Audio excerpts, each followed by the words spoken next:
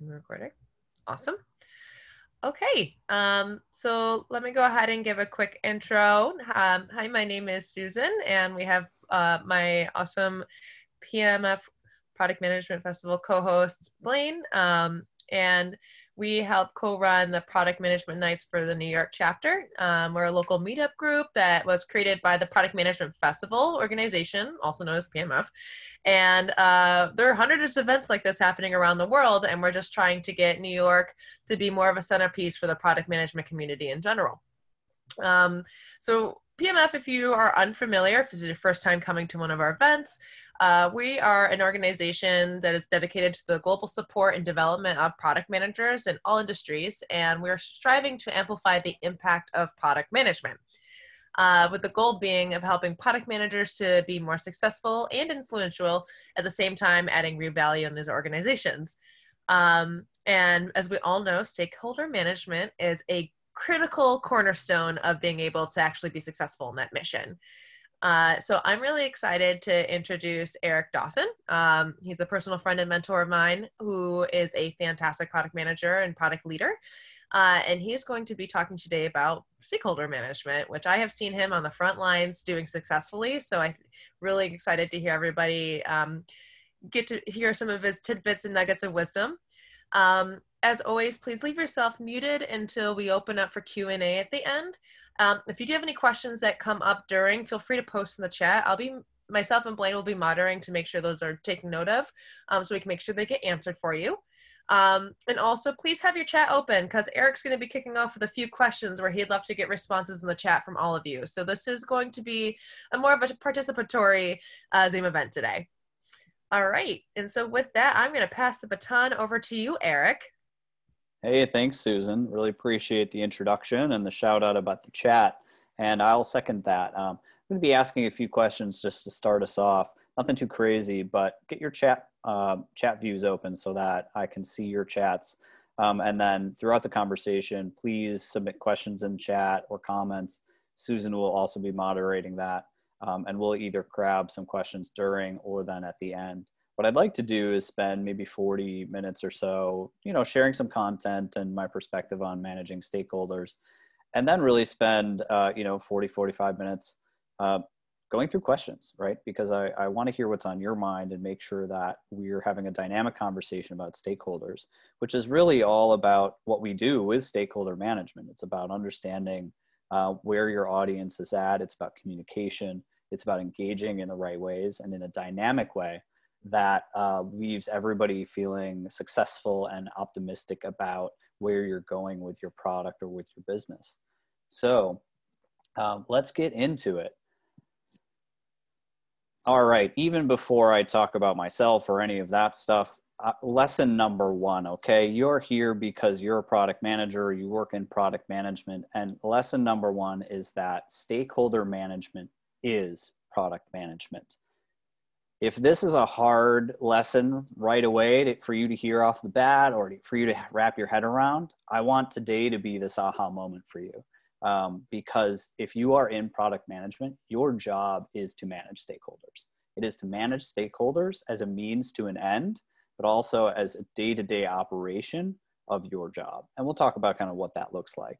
And to emphasize this point here, I want to orient you to this, this visual here, which is a product manager shape, if you will. It's a product manager dimension map that is designed by Ravi Mehta, who is the former chief product officer for Tinder and a few other major product startups. So he launched Tinder and made it the successful product it is today. But this product manager dimension map is a great tool that I use with my team. I'm a product director. I manage 5 product managers on my team today, and I managed large product teams in other roles.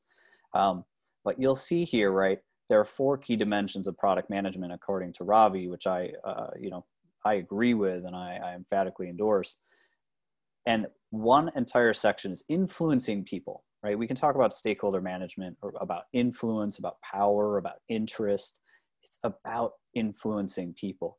And if you are mapping your own skill set on this dimension map, you're going to have a spike here around stakeholder management, or you're going to have a spike around team leadership or managing up or all of these things. So great tool. Lesson number one, stakeholder management is product management. It is part of your job. And we'll talk about what that means today. So a little bit about me. I'm Erik Dawson. Nice to meet y'all. Thanks for having me. Thanks to the Product Management Festival for having me, and Susan and Blaine for inviting me to do this. I'm really excited to be here. I love product. I love talking about product and about sharing my, part of me, I got a little fly buzzing around in my face. Part of the wonders of working from home right now, I guess.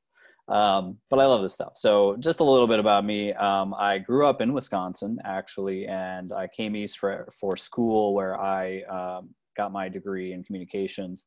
Then I went back to school at the University of Wisconsin-Madison to get my MBA, and they had a specialization in product management. I focused on technology product management and ended up at American Express leading innovation product development for kind of next generation financial services and experiences. And from there, took a break eventually, wanted to get away from kind of fintech and financial services, and ended up doing a project with a Y Combinator startup. I also teach product classes at Product Gym, which is a local career accelerator for people who are looking to get into product management. And now I'm a director of product at Fiserv. And for those of you who have not heard about Fiserv, it's not a major consumer-facing brand, but it's actually the largest financial services technology company in the world. So at Fiserv, I'm responsible for product development and product market fit with our major clients. And our major clients are big banks. So Fiserv is the technology provider that runs basically the back-end credit card and lending transactions and technology that serves all of the credit cards in the United States. As an example, Venmo is launching a new credit card. We're actually the back-end technology provider for the entire credit platform for Venmo. So that's a bit about Fiserv and a bit about what I do. So I'm working in a large B2B product ecosystem. At American Express and other clients and other companies, I worked in a B2C role. So a little bit about me. Okay, so this is when I want to get your chat going. And this is, designed specifically also to say, all right, number one lesson, stakeholder management is product management. I'm doing this right now. Asking questions, being curious, it's part of stakeholder management and building trust. So, I'm practicing my stakeholder management with you right now, and I hope this is a tactic you can take away. It's simple, it's direct, it's not it's not, rocket science, but it's simple. So this is a tactic that you can take away. So who are you? I want to know. Write in your chat. Are you guys product managers? Are you technical product managers? Are you designers? Are you engineers? Who are you? And then what do you care about? What do you care about? I want to put an asterisk on that and ask, not just what do you care about, but what questions do you have for me? What do you hope I answer in this stakeholder management conversation? What's on your mind? So please write in the chat. Who are you? What do you care about? What questions do you have? I'm going to take that. I'm also going to jot down some notes. I don't know about y'all, but I'm trying to replicate as much like creativity and whiteboarding in my remote workspace. So I got this little square whiteboard that sits on my desk. So I'm going to write down some of your questions and kind of who's in here. While you're at it, chat any pro tips on your working remotely situation right now.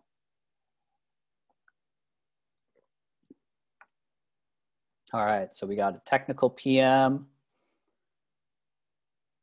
at an ad tech startup, a student interest in technical product management, PM, questions about how to handle how everyone seems to have a different understanding or expectation of PM. So expectations of PM, that's a really great question, a very broad and meaty question.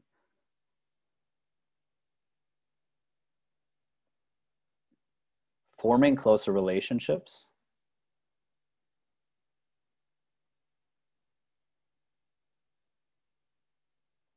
All right, we got someone from Chicago. What's up? Shout out Midwest. I'm from Milwaukee, Wisconsin originally. Data PM, okay. So we got data, we got tech, technical PMs, we've got pure PMs or regular PMs. Commercial product manager, data, product engineering lead, excellent. All right, from the fintech space.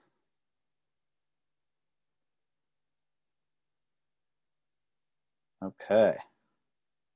Questions about how to manage stakeholders who's a CTO. That's a tough one. One of my stakeholders at a startup that I worked at for a few months was a CTO, and that was a tough one. So CTO, leadership stakeholders. PM fintech, how to stop the silos. This is fantastic. Excellent. Okay. Thanks everybody for that quick exercise. And I really do mean it. This is a very simple technique for you to apply with your stakeholders. At the end of the day, you know, we're going to need to understand our stakeholders, who they are, what they care about, because ultimately that's going to drive your interactions with them. So it's a very simple tactic, and it's something you can incorporate into your job immediately tomorrow. All right. So what we're going to talk through today is 4 lessons. You know, 1, get it into your psyche, into your culture, and how you work day to day. Stakeholder management is product management. 2, earn trust by knowing your product. 3, know your stakeholders, who they are and who matters. And lesson 4, champion the journey and bring the stakeholders with you. So we're going to talk through kind of frameworks, philosophy, methods, and tactics today. There's a lot to take away, and if you get one thing out of this conversation, then I'd consider that a success. Okay, let's jump into lesson 2, right? All right, so you've already said, I'm a PM, my job is stakeholder management.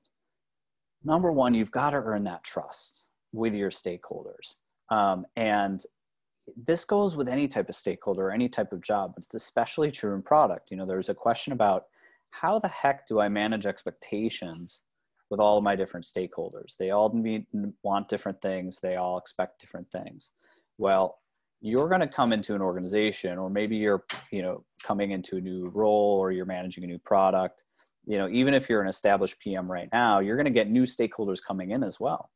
And as you do that, you're going to come in with a knowledge and a trust deficit, but you need to build that trust and that knowledge over time, which is going to start by demonstrating you know your product, you know your stuff. So when you're working with stakeholders, whether you're an established PM or you're a new PM, or you're a new PM, or you're PM in a company, you've just changed jobs, let's say, start by really being curious, establishing yourself around goals and metrics, understanding key drivers and pain points, and establishing touch points with your stakeholders. One of the things that I do, whether it's an established PM role or coming in and being something new, is really making sure that I have regular touch points with my key stakeholders. And we'll talk about who those people are, but you got to know who they are and then establish key touch points with them. So I make a point of connecting with key stakeholders once every other week. And the list, it can be long, but if you go in with curiosity and touch points, and you make it about the relationship and about a shared objective of delivering a great product, or managing a product, or, you know, driving revenue or customer satisfaction, like, your stakeholders are going to be at the table with you. That's part of establishing goals. That's part of being curious together.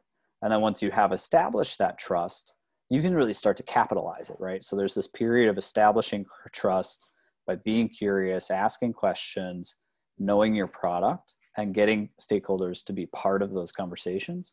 And then capitalizing the trust is about leadership. It's about leading your stakeholders with your vision, with the mission, using process to lead your stakeholders.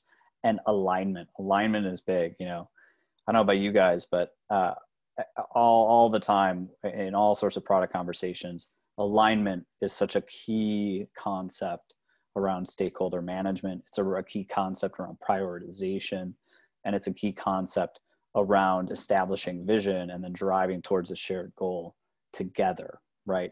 So however you do it, these are some different ways. However you do it, You got to earn that trust.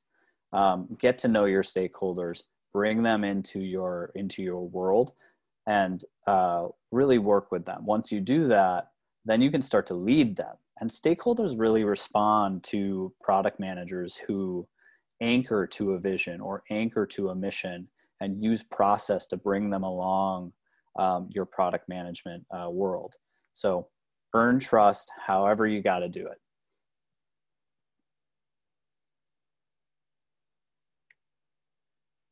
Lesson number 3, know thy stakeholders. Who, right? So knowing your stakeholders is half the battle, right? You can't earn their trust if you don't know who they are.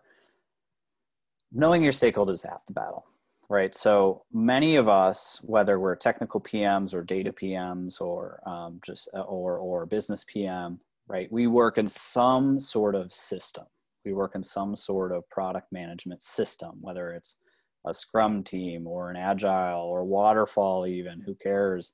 Not who cares, but hey, some people still work in Waterfall, and that's okay.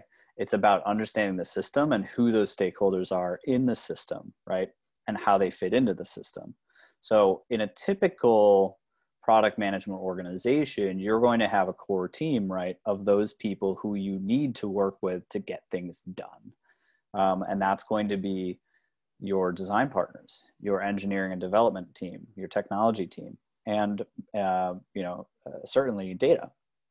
And depending on your type of product manager role, I saw in the chat, there's a data PM in here, there's technical PMs, right? You may bias towards one of these core team areas depending on the type of product management system you're in or the role you play.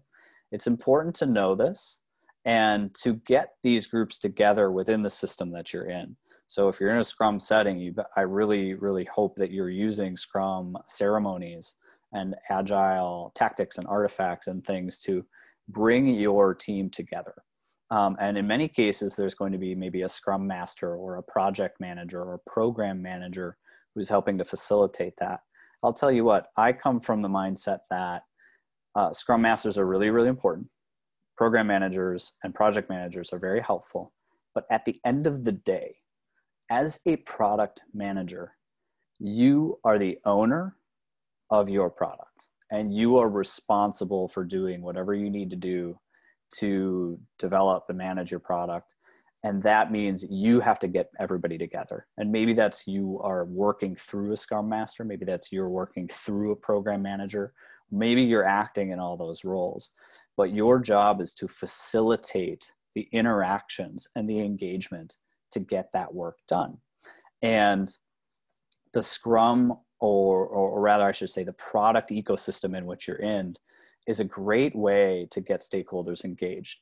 I like to always orient to that process or to the ecosystem. So one thing that I like to do in stakeholder management is I say, hey, forget about this challenge or forget about this project that we're working on. Forget about the details of it.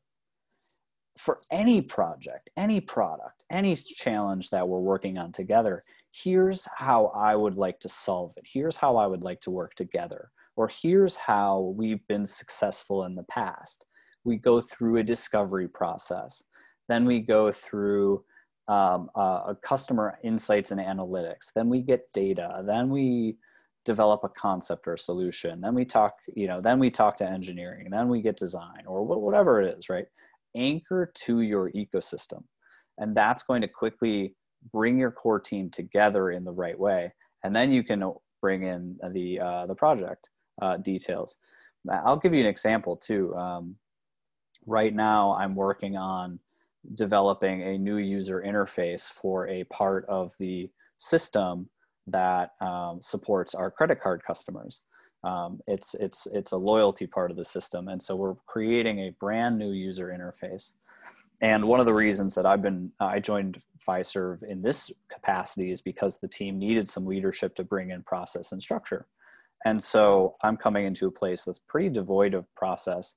And what it does is whenever there's an absence of structure, it creates silos, because then people just start to do whatever they think they need to do. And 9 times out of 10, I see that create silos. So I started with simply saying, hey, everyone, who do we need to do to develop this user interface? Okay, we need to understand client needs. We need data. We need design. Got everybody in the room and said, hey, everyone, this is the project, but let's put this aside for a second. Let's talk about how we should approach this together, right? And in that format, in that structure, I serve as the product lead, bringing everybody into the room, and then the core team plus some surround stakeholders have an opportunity to engage and provide feedback immediately. It builds trust, it establishes a protocol, and brings people into the fold. It breaks down silos at the same time. So one tactic to kind of put a bow on this point is anchor your stakeholders, anchor your team to a process, anchor them to a structure. It will help you break down those silos. It will help you identify what you need to do, and it'll help you engage those team members in a productive way. You're going to have a lot of other surround stakeholders too. You're going to have marketing breathing down your neck, operations, legal, finance, sales, all different stakeholders, countless stakeholders who I haven't even listed here. What I like to do here too is to ask, at any given point in the process or at certain milestones or gates, whether I'm doing day-to-day management of a product or developing new product, who do I need? Who will this potentially affect? And if you have that mindset, and if you're asking those questions of yourself consistently throughout a project or for your product, and you come to someone, you say, hey, marketing, I'm working on this thing, and I think it might affect you, or I think you might have an interest in this. They're going to be really flattered. They're going to want to work with you. And then you have the power to decide whether or not, you have the power to decide how you use their inputs.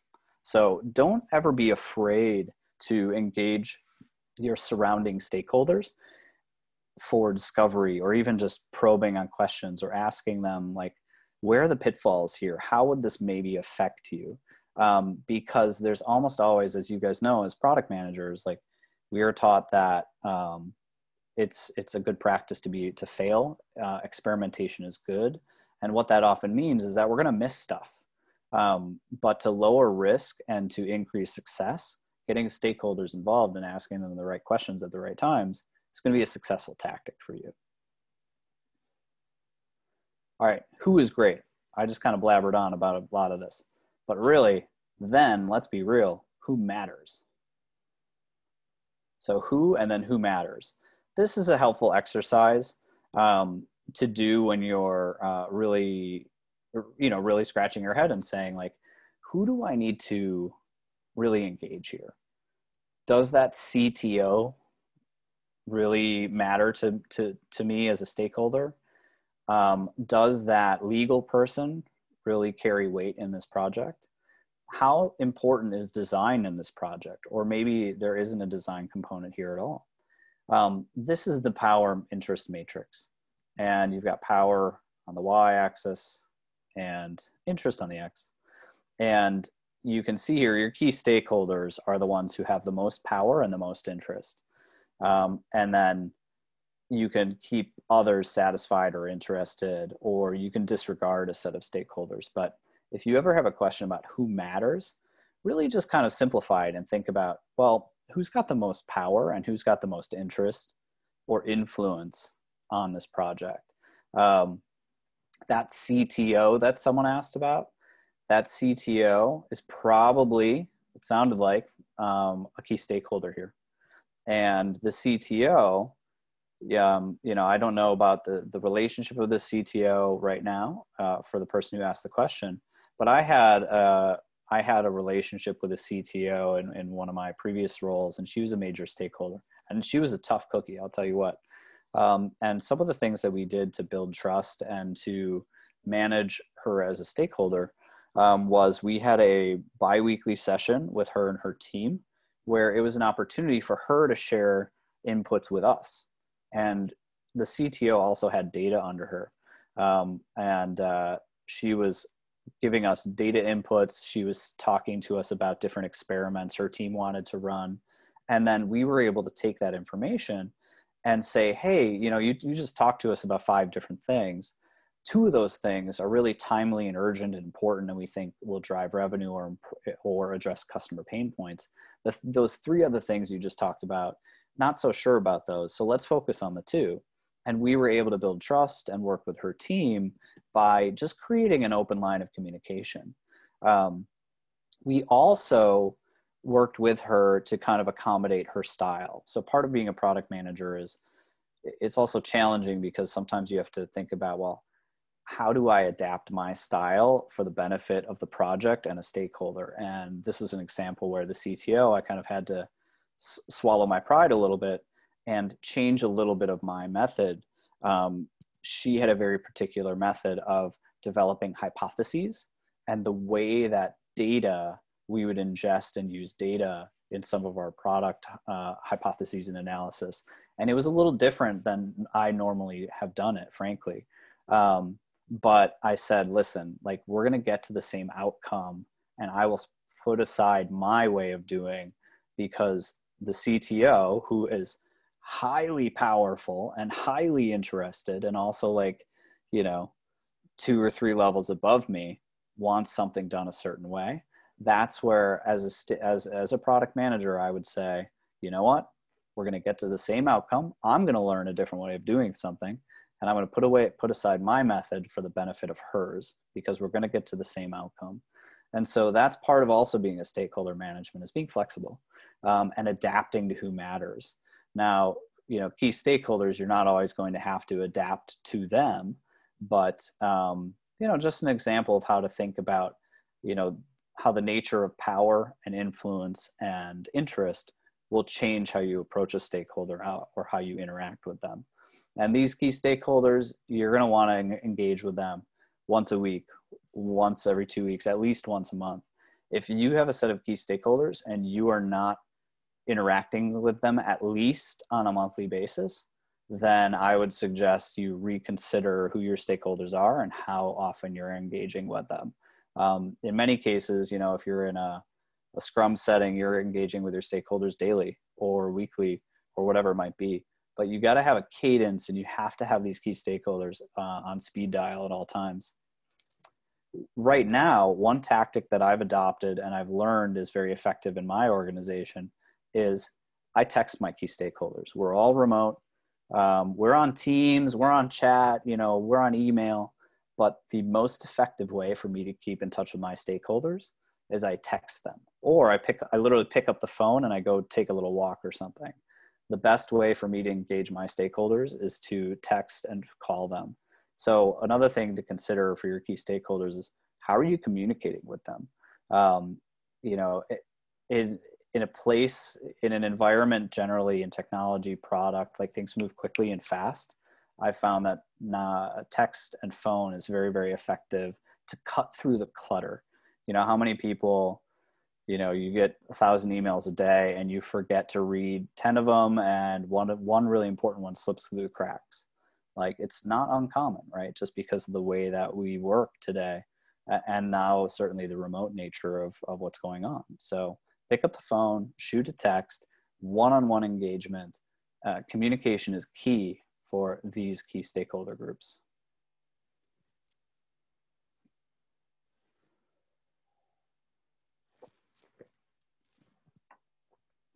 All right. Pop me like a smiley face, a smiley emoji, if you're still with me in the chat. Hey, all right. Rocking and rolling. Aw, thanks, y'all.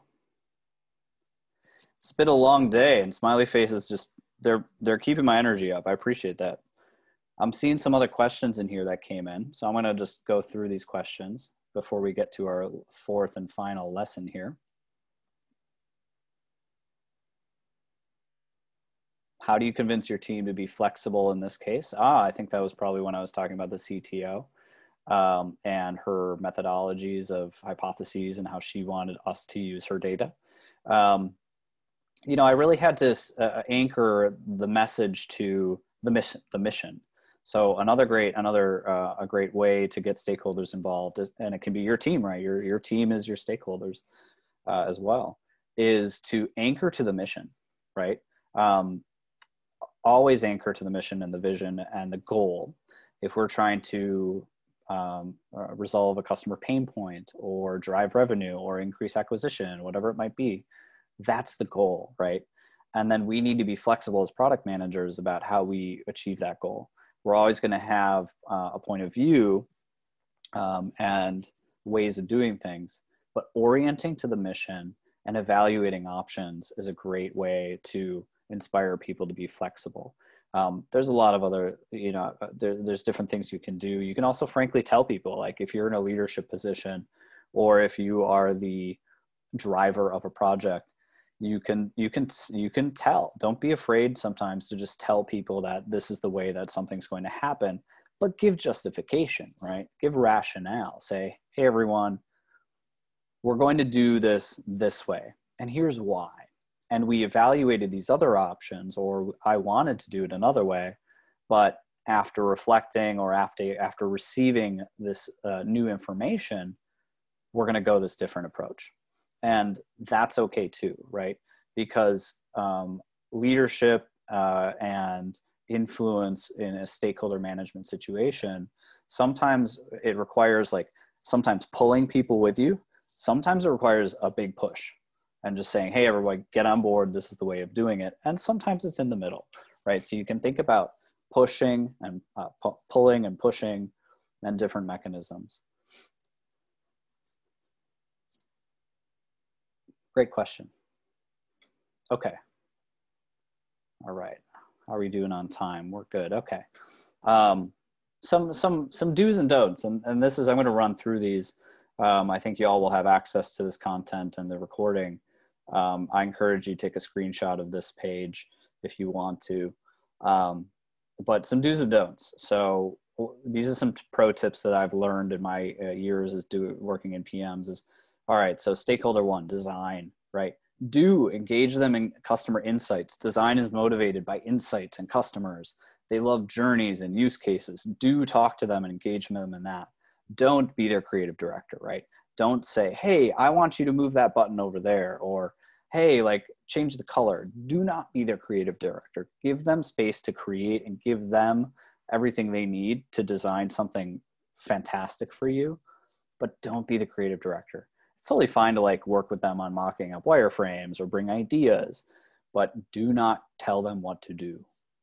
I'm sure, I hope some of you are responding to that right now. I think, PMs, that is one of the design engagements that is often tricky. Do not be the creative director. Let them do their job. Similar kind of story with engineering, right? Do share their business need. Engineers and developers, I often find, are motivated by them understanding how their code is going to affect the business or the customer. So do share the business need with them.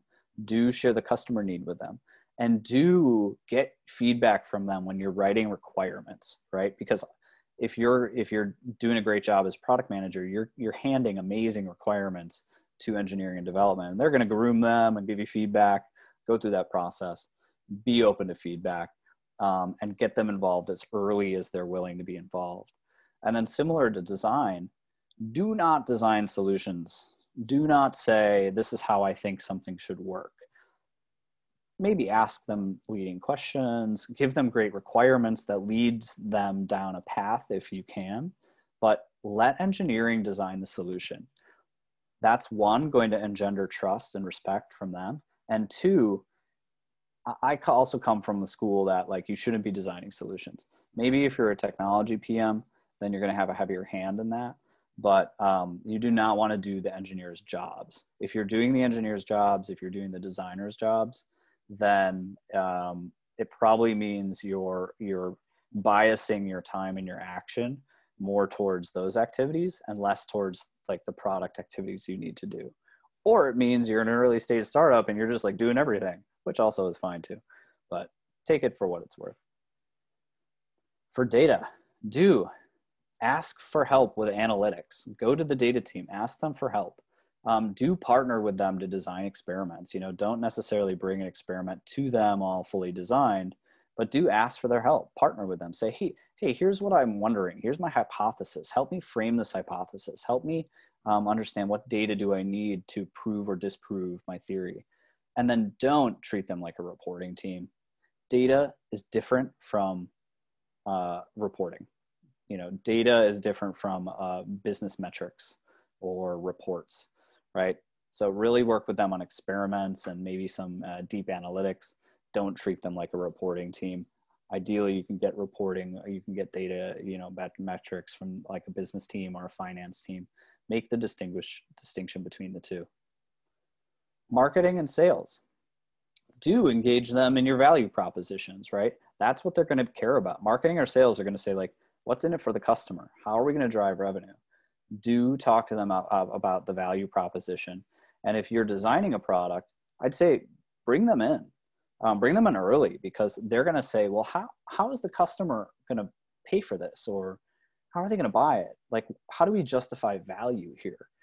Marketing and sales, I think, is an underappreciated stakeholder early in a development process, or in general when you're managing a product, especially when it's going to be a revenue generating product. And that goes to the point here of don't wait until the last minute to get them involved. Operations, conduct impact analyses with them. You know, you're doing impact analyses with your architects. Do impact analyses with your operations team, especially for you fintech folks out there, right? We know that in fintech or financial services, when we're building product, there's tons of operational impacts. We're impacting customer service. We're impacting mail and delivery, and we're impacting all these things. So operations can play an important role in journey mapping, really understanding how your product is going to impact the entire customer journey and not just that moment in time for the product that you're developing. And don't assume that your work doesn't affect other parts of the business, because inevitably you're going to make a wrong assumption there. Assume that your product is going to affect other people, and operations has to be one of those stakeholders.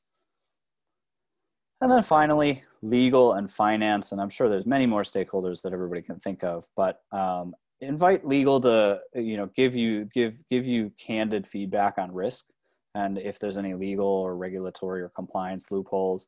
Again, this is kind of like I'm wearing my financial services hat here. There's a lot of financial regulations, government regulations that I have to deal with. But this takes different forms in different parts of the business as well. Maybe you're dealing with you know, labor regulations, or you're dealing with environmental regulations, et cetera.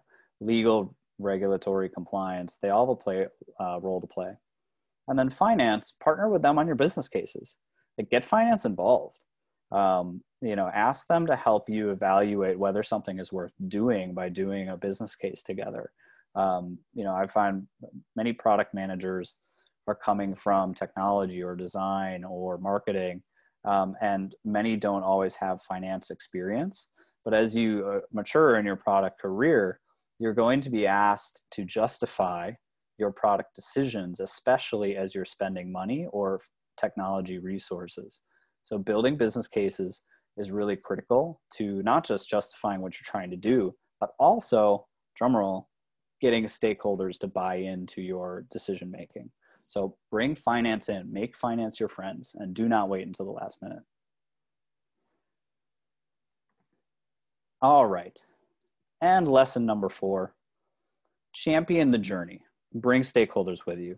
This is a bit of a, you know, this is a very high level lesson here, but it really wraps this up, because at the end of the day, you know, I've emphasized this throughout, but you are the owner of your product, right?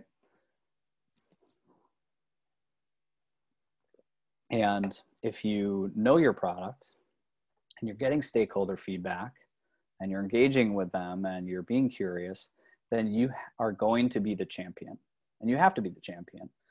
If you're going to grow in your product career, you have to be the champion of what you're doing, and you have to bring stakeholders with you. So, you know, I like to think about establish as the what, like, what are you doing? Always answer like, what is my vision? What is possible? What is my mission? What results am I driving? What are my goals? How do I be positive? How do I be optimistic? Someone told me once, and I love this, that like product managers have to be the eternal optimist. Product managers in that way are often very like founders. Product managers have to have unwavering belief in their product, and they need to exude positivity and optimism and grit and patience and persistence and all these fun words that I put on the slide because I love them.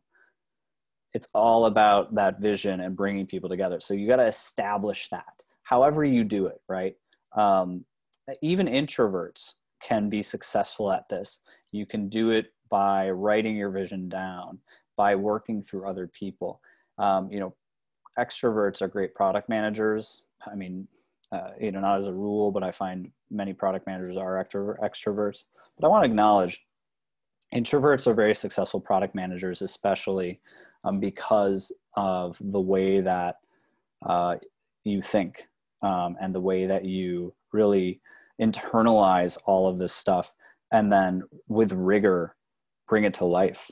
So however you are, however you lead, find a way to establish your vision and be the champion of that. And then, so this is the what, right? What am I doing? And then how is how you're leading? How is how you're bringing stakeholders with you? And these are some tactics. These are some day-to-day touch points and product mechanisms that I really encourage you to use. And I hope that this is a familiar vernacular and concepts for most of you on this call. You're going to have to lead with your strategy. Use your roadmap reviews to bring stakeholders around. Like, get stakeholders involved in your product, in your quarterly roadmap reviews, or however often you're reviewing your roadmap, right? Let stakeholders into your roadmap. Give them an opportunity to influence what you're doing. Share voice of customer with them. Stakeholders love it when you say, here's what I'm learning. Here's what I'm seeing. How does it impact you? You can share that in lunch and learns. Even now, I'm working with my team to set up an hour session where we're going to share some of our market insights, because we are working across many clients and not all of our stakeholders really have kind of a market view. So I've found that in my role as director of product at Fiserv,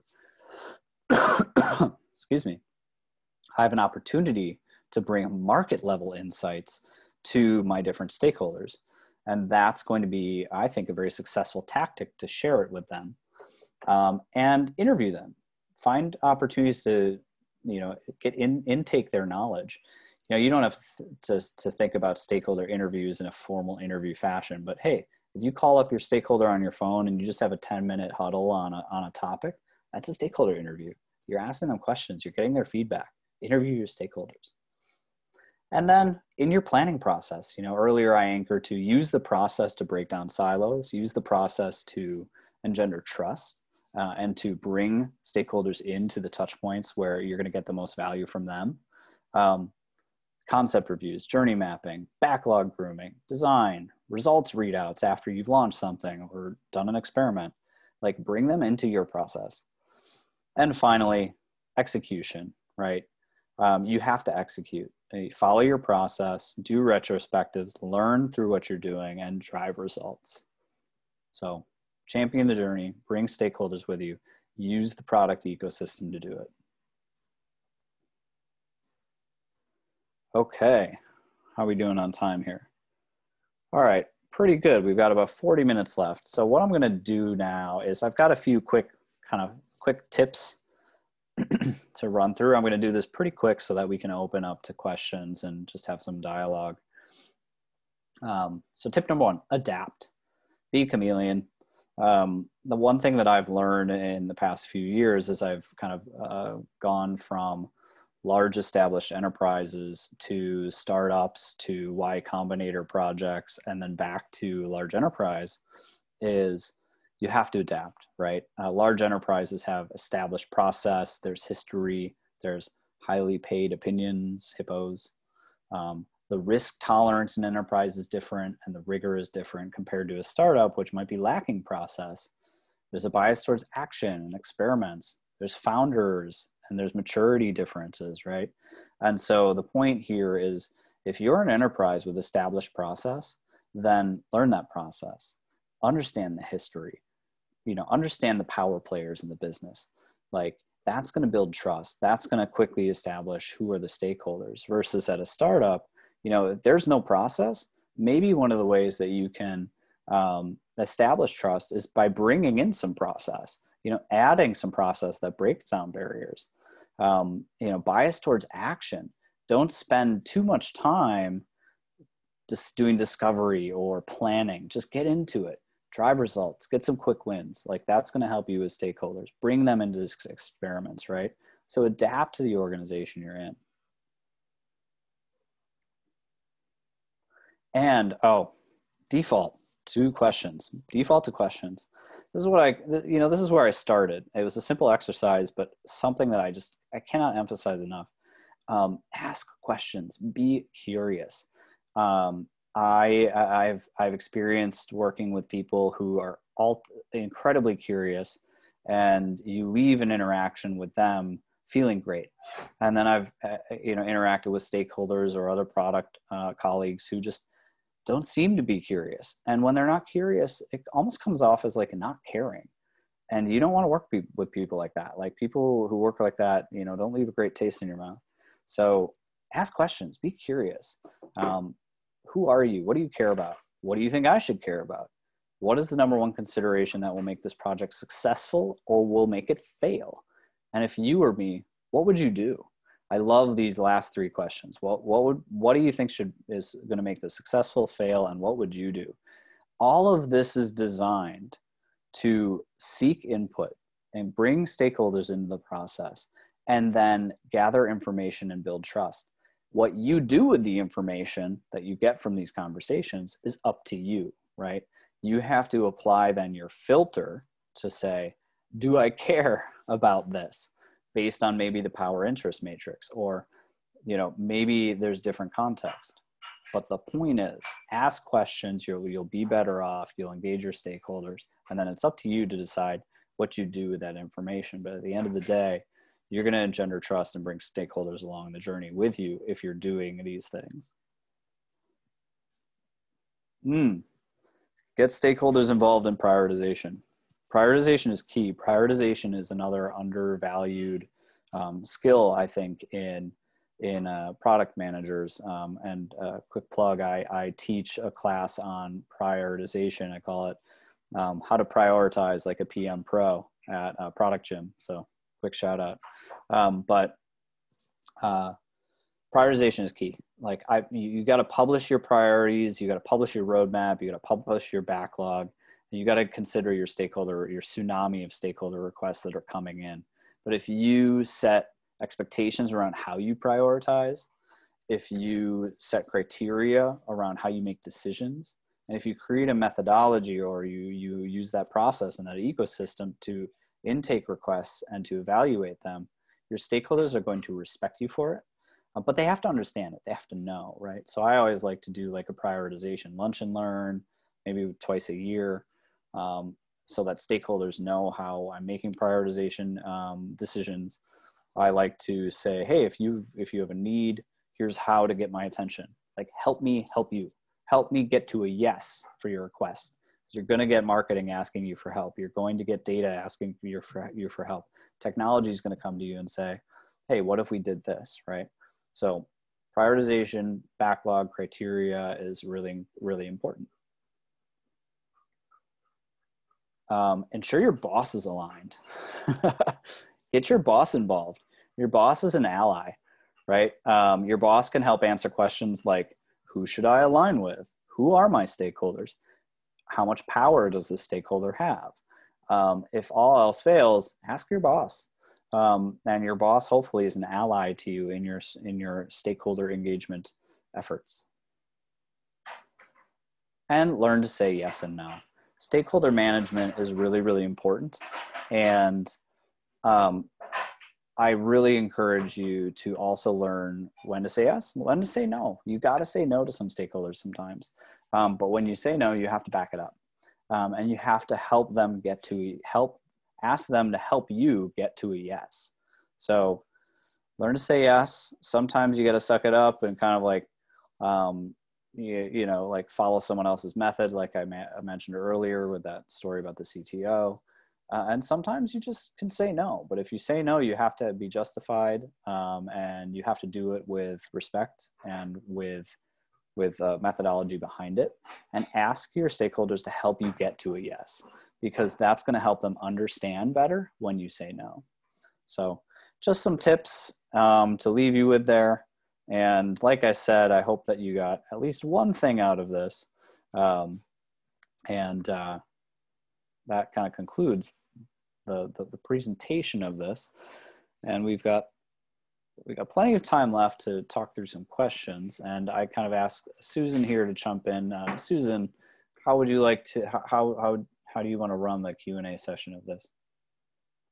Yeah, so I see a few questions posted in the chat that I thought we could address first. And then what I'm going to go ahead and do is give everyone the ability to have the control to unmute themselves. So if you want to unmute and ask your question, feel free to do so. If you're not comfortable asking over Zoom, feel free to post it in the chat, and I can make sure we raise the concerns there. And we have until 8:30, I believe. But you know, obviously if questions ramp down before then, we don't have to see the whole time. So Erik, I see 3 in the chat that I don't think were addressed first. They're right there right now. Sorry, a mosquito just flew to my face. So let's address those first, and then I'll let everybody know when I have unmuted y'all, or given you the ability to unmute yourself. Excuse me. Great, thanks, Susan. Okay, so let's do this. So I see 3 questions in the chat, and per Susan's comments, you know, anybody, you know, write questions in the chat. I'll just address them in the order they come in.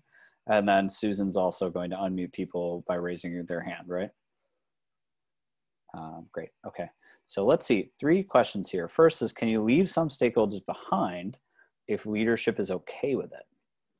Yes, the answer is yes. And let me see here. All right, I'm gonna go back to our stakeholder grid here. Yes, so you absolutely can leave some stakeholders behind.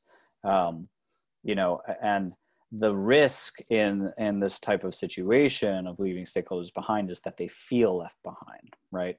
And this is where your process and your engagement techniques are really going to come in handy, because if you've been engaging stakeholders throughout your process, then if there's a situation where you're going to move forward with something and a stakeholder maybe doesn't agree with it, or you made a decision, right, and it goes against maybe what they want, at least they will understand why, and they will have felt heard.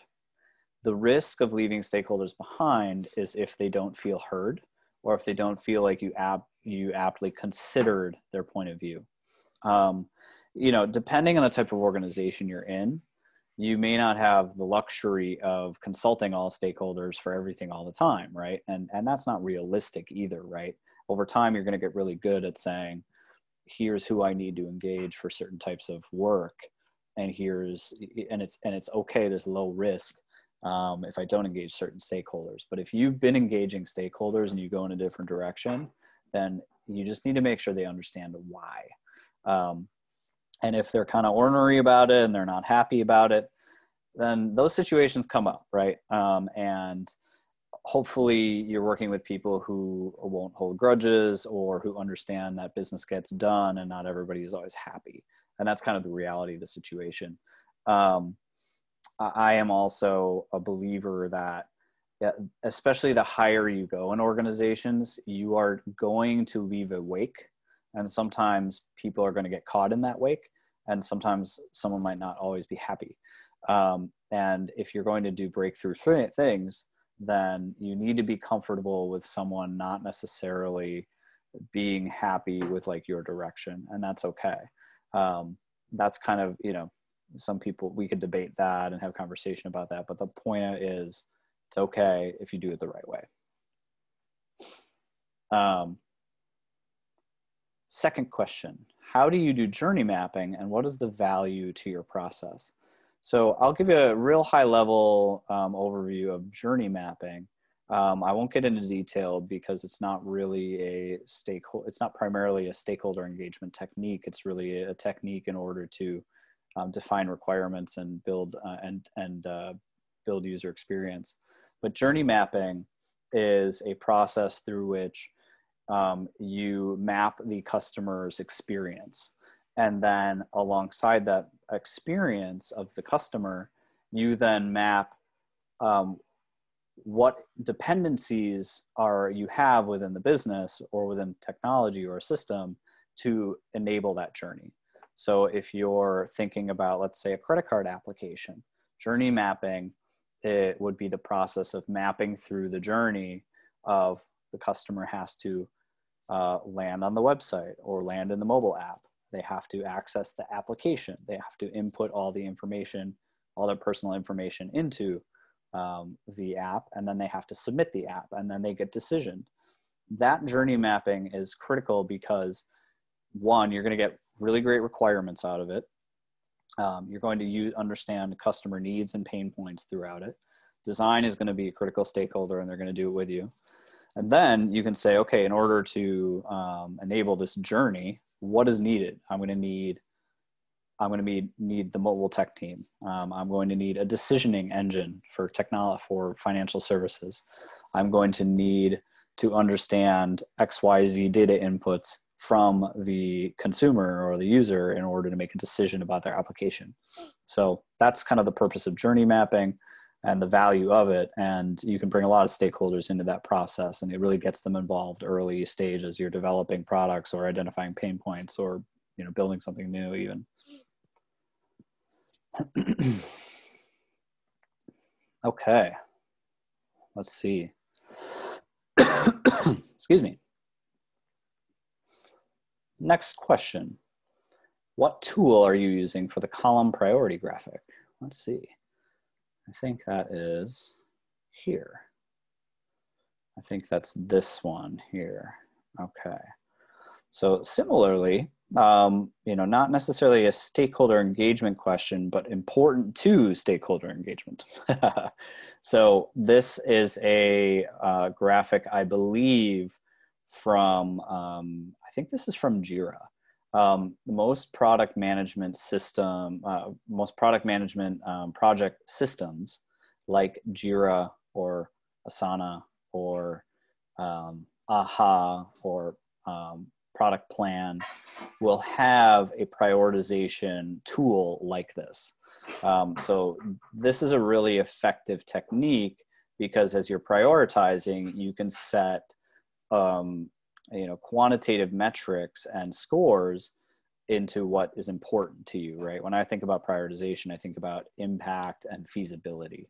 What's it going to deliver and what's it going to take? And so here you see kind of a variation on that method where there's a demand, an impact, and an effort, which generates some score, and that gives you an automatic prioritization here. So, you know, a lot of the product management tools that you'll encounter in your product career, especially Jira and tools like that, are going to have some sort of prioritization scoring method built in. Definitely use these. You know, tools are only as good as how well you use them and socialize them and engage stakeholders in them. So I definitely encourage you to use prioritization tools like this because stakeholders are going to respect that you just didn't make up a prioritization. It's going to take a lot of subjectivity out of the process, and stakeholders are going to hopefully understand that. So I found prioritization in general is a really good technique for stakeholders. All right. All right. A follow-up question about prioritization. What are your top 5 criteria for prioritizing, and how do you weight them? Okay, good question. Well, I'm going to give us, well, so I kind of alluded to that just now. I think I like to think about prioritization in 2 dimensions, impact and effort. And the reason that I like to think about impact and effort is because it gives you flexibility based on the problem you're trying to solve or the project you're working on or the organization you're in to define what the hell that means. So impact could mean revenue, right? Impact could very simply mean how much money am I going to make with this thing? Or am I going to generate from this improvement? Or impact could mean cost savings. Impact could, the impact cost savings is very important when you're talking about a servicing product, right? In a servicing related channel or servicing related product, it's always about lowering cost. Similarly, impact could be customer satisfaction. I want to drive likelihood to recommend scores, LTR scores. So when it comes to impact, you can think about impact in different ways based on what's important for your organization and your product. It gives you flexibility. And if you do that, it establishes your vision, right? Helps you with the stakeholder engagement process. On the flip side, the second dimension is effort. I like to talk about it in terms of feasibility. How feasible is it for me to do this? It's highly feasible, which means it's easy to do. It requires low technology resources. Design can whip it up in a day. Easy to do. It's low cost, very feasible, versus low feasibility, which is it's going to cost a ton. It's going to take me a year to build. It's going to impact every single part of the business, and nobody has time to do it. And it's going to cost me $1 million, and I don't have that in my budget. Low feasibility, right? Similarly, you can define feasibility however you need to based on your organization and your product. So feasibility could simply mean, are technology resources available for me to build this? Yes or no? It's a simple way for you to think about feasibility. Or how much time is it going to take? Feasibility could be a dimension of time and a dimension of resources. So you can think about impact and feasibility in those two ways, and it gives you flexibility to think about it. I also like to use the Moscow method for prioritization, which is must, should, could, and won't. I must build this product, its highest priority, or I must build this feature, or I must make this enhancement, or I must fix this bug, versus, excuse me, versus I should do something, or I could do it, or I won't do it. Moscow is a really good method when you're building features, because then you can think about Moscow's and features in terms of must, should, and could very quickly based on like customer need, demand, and opportunity. So just a quick, excuse me, shout out on prioritization. Let me mute here and clear my throat for a second.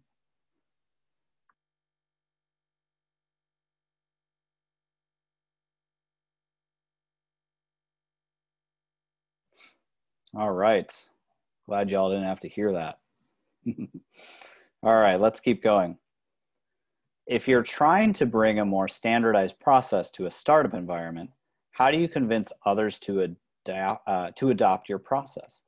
Great question, and literally a challenge that I dealt with in a startup that I joined, that I was a part of for a little while last year. I was literally brought in to establish more process and structure and to help the product team kind of mature and take that next step in their maturity. Frankly, I don't actually think I was very successful. It was a learning experience. I was successful at a lot of things in that role, made a lot of impact. But what I learned is in a startup, right, adopting process is a challenge because oftentimes you have personalities and leaders and partners and stakeholders in a startup who either think process means it is it's prohibitive to success, and it is prohibitive to speed, right? In startups, like speed is important, delivery is important, move fast, don't worry about start process so much, just get shit done, pardon me.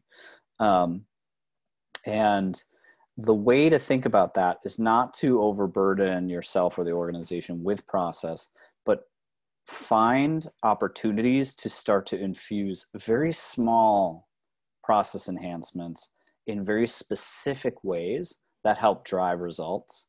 And that way you kind of approach process in an agile fashion, just as you would building an agile product in an agile way. Startups are about speed to market, experiments, hypotheses, move fast, break things, fail quick, etc. Get results and move on those results. And so you have to bias towards action, and you cannot let process get in the way of that. But as you do that, you can say, hey, what if we use the prioritization method here, and that's going to help us decide what to do faster? What if we spent 2 days or we spent one sprint doing customer research and we did it in a certain way and you establish process that way? What if you do a retrospective in a certain way and you establish process, right? So you can infuse process at all points in your product management ecosystem, and but you have to do it iteratively. You have to do it in small pieces, in an agile mindset, the same kind of way that you would be building your own product. So that was a big lesson that I learned.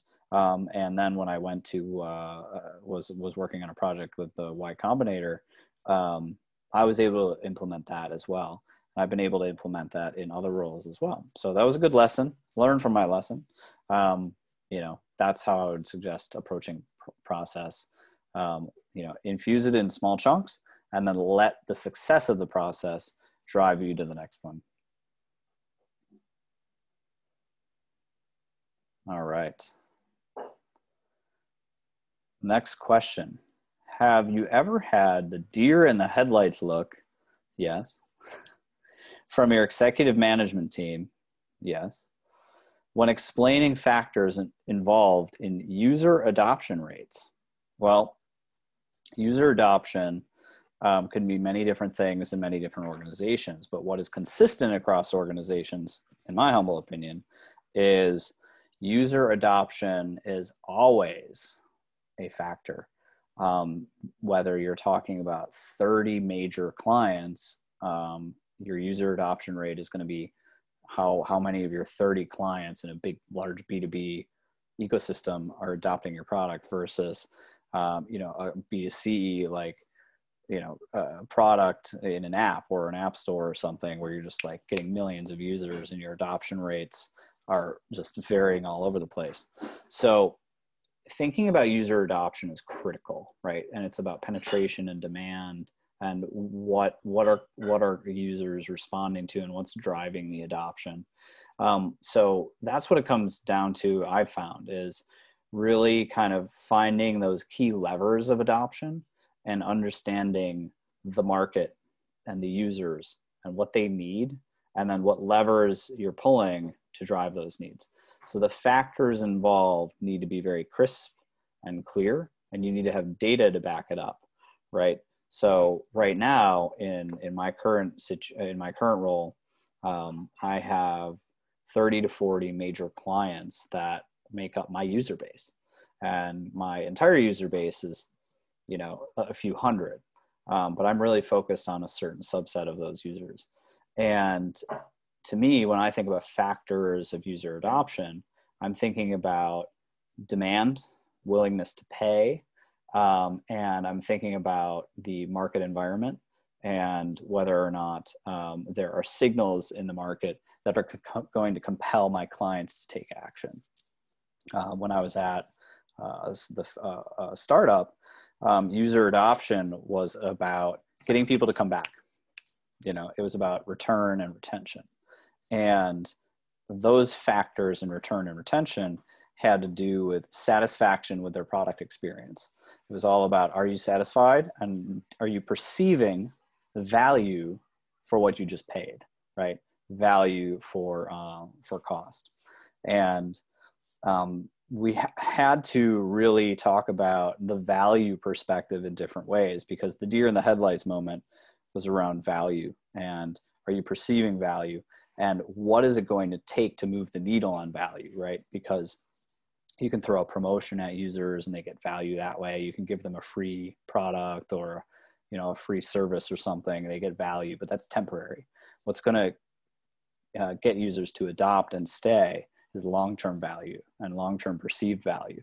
So we had to start to shift the conversation to not just about transactional value, but about long-term value. So depending about the type of business you're in and the product you have, like those factors are different, but it really starts with knowing your product, knowing your customer, and defining those factors in very clear, precise ways, and trying to isolate them as much as possible.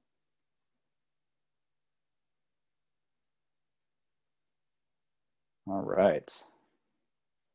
Let's do a quick time check. And I saw another question come in. Okay.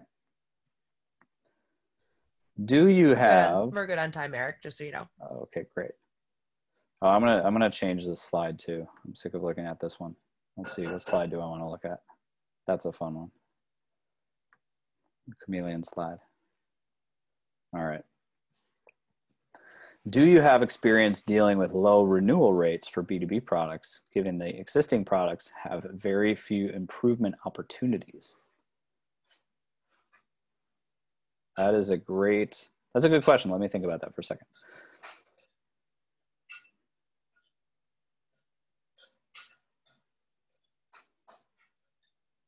So low renewal rates in B2B is definitely a challenge, right? Because usually B2B means you've got a much smaller user base, right? You don't have, if you're in B2B, you probably don't have millions of users. You've got, tens of thousands or hundreds of users, or even smaller, right? And so what that means is that you're very susceptible to competition. You're very susceptible to new entrants, depending on the type of business you're in.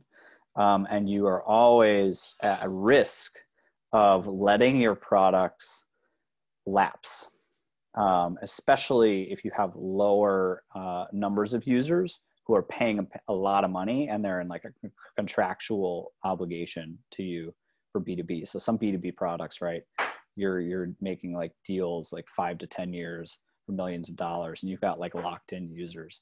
It's not always the case for B2B, but it's one of the B2B considerations is like contracts over time and the risk that poses to your products lapsing, or having few improvement opportunities, as the question kind of proposed. So when it comes to B2B products and few improvement opportunities, number one, like you have to really approach it with the mindset of there is an opportunity to improve, but that opportunity to improve could look like different things. It could look like complete reinvention, right? It could be one end of the spectrum, complete reinvention that drives value in a completely different way, like real innovation, right? And that takes a whole, that takes a specific approach to do that. Otherwise, few improvement opportunities. Well, if you have a few improvement opportunities, then that's great, actually. Few improvement opportunities. If you got one improvement opportunity, then I really hope that you're improving on that area and that you're doing so in a way that is going to demonstrate value to that B2B customer and in a way that retains them, that you can price and extract more revenue from them, or that increases their satisfaction, right?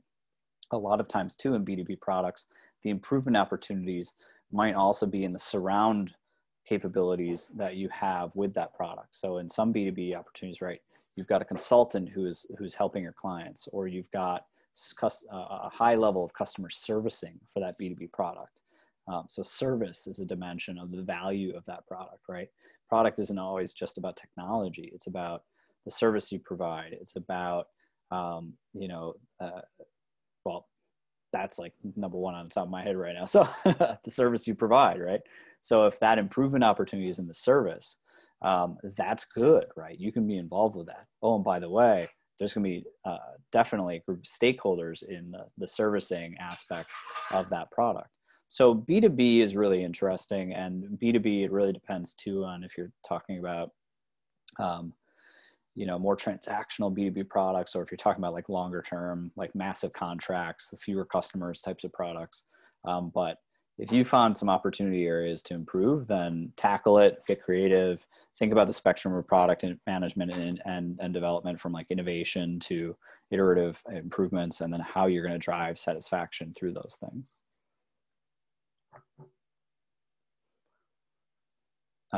Cool. Gan, I appreciate it. I'm glad that you reacted well to the services aspect. That's good. Let's see. Another question is, how do you deal with a conflict of prioritizing a very impactful project versus compliance requirements?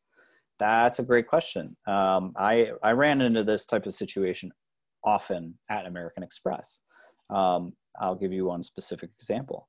I had to completely shift out my roadmap and my backlog by an entire quarter because we had a compliance issue with a part of our customer experience that had to be fixed. And it was not an easy one. You know, it was one that was definitely putting our regulatory standing at risk because of a back-end technology issue that was resulting in us showing incorrect pricing, right? Big deal, very big deal. And that was one of those times when like I really wanted to push back, and I really wanted to say like, whoa, there's a way, you know, there's a way for us to figure this out. It also even wasn't like, humbly speaking, and I don't think it wasn't like my fault, but here's the thing, like it was my product and I had to do it. And that was an example where I just had to say yes, and kind of just suck it up and say, shoot, this is not going to be fun. This is going to have an adverse impact on the revenue that I'm generating for my product. It's going to have an adverse impact on my team, but it has to get done. It has to get done. And that was where, you know, my team was my stakeholder group. My technology partners were my stakeholders. And that was where that was a tough situation where I just had to go to them and sit everybody down and say, hey, everybody, here are the facts. Orient to the facts. Whenever you're giving bad news or you're discussing a very challenging situation, I think a good rule of thumb is orient to the facts, be objective. And so I got everybody together and said, hey, everybody, here's the facts. We have this great roadmap in front of us that we're really excited about. Yet there's this compliance issue that is potentially even customer facing. It's pricing related, and we're in financial services. Like, we have to fix this. This is a regulatory risk, and our legal team has told us we have to fix it. Okay, so we have to do it. Let's, you know, chin up and say, this isn't, you know, the end of the world. This might just push us out a quarter, but we're going to be back in our roadmap where we want to be in the blink of an eye. And that way, it was a way to orient everybody to the facts, not place blame or say, how did this happen, but rather be future-oriented, solution-oriented, and work through the problem and ask people to, you know, be team players and just work through it. And we did, you know, and then sure enough, a quarter went by, we got it done. It was a very complex fix because of the nature of the problem. And, you know, before you knew it, we were back on our roadmap, and it did affect our revenue a little bit, but it actually wasn't super material, and we were able to get it done. So, you know, it does happen. You know, there's certainly an important stakeholder management aspect too, when you're forced to make a trade-off like that, and how you communicate the trade-off, how you get people involved, and stick to the facts, get everybody in the room, communicate, be transparent, do so quickly, and with leadership. So. Thanks, Eric. I believe they answered all of the questions in the chat. Everybody here does have the ability to unmute themselves. Just wanted to leave a few more minutes here for any other questions. And if there are none other, then we'll go ahead and wrap up. And I encourage everybody, you know, feel free to connect with me on LinkedIn. I'm always happy to kind of chat product. You know, I also provide coaching as well. But happy to, you know, network with y'all in the product space. So connect with me on LinkedIn. Cool. All right, I'm not hearing any takers. So just wanted to go ahead and extend another thank you to Eric for joining us today. We will be having another event in October on the 15th, I believe. Blaine, keep me honest if I'm incorrect. So make sure you're part of our meetup group and that you have your email notifications turned on so you know when to join us again. The Product Manager Festival, if you are attending, is going to be combo virtual remote. For most of us, it'll be a remote conference this year as we deal with everything that's happening in 2020. So just want to go ahead and say thank you all for joining us today, and please check out for updates from us, and I hope everyone has a wonderful rest of your Tuesday. Awesome. Thanks so much, everybody. We are recording this, by the way, so we'll see if we can get the recording to everybody. I'm going to go ahead and pause it right now. Perfect.